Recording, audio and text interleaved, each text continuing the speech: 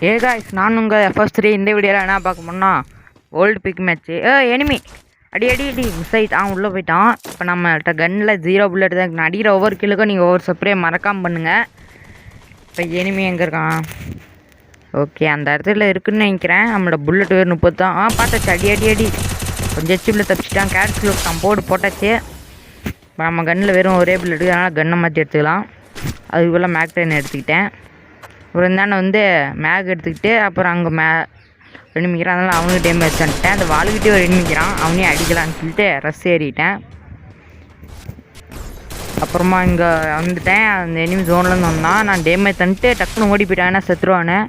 அங்கேருந்து MP40 செலுத்தினான். அப்புறம் அந்தாண்ட போயிட்டேன். நானும் எகிரி வச்சு அந்தாண்ட அடிச்சிட்டேன். வாழை போட்டு வந்துட்டேன். ஏன்னா நம்ம ஜோன்லேருந்து செத்துருவோன்னு. அந்தாண்ட ஒரே எனிமி தான். ஆனால் நம்மள்கிட்ட வால் இல்லை.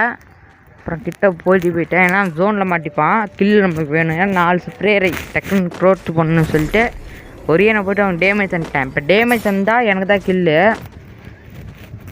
அவன் ஜோன்லேயே சாவர மாதிரி இருந்துச்சு. நான் தானே வந்துட்டேன். நாக்காயிட்டான். ஊசி வச்சிக்கிறான் போலன்னு சொல்லிட்டு அப்புறம் வெளியே ஓடி போய் ஒரியன் போட்டேன். கில் வந்துடுச்சு. மறக்காமல் 4 ஸ்ப்ரே பண்ணிடுங்க காய்ஸ். பாய்.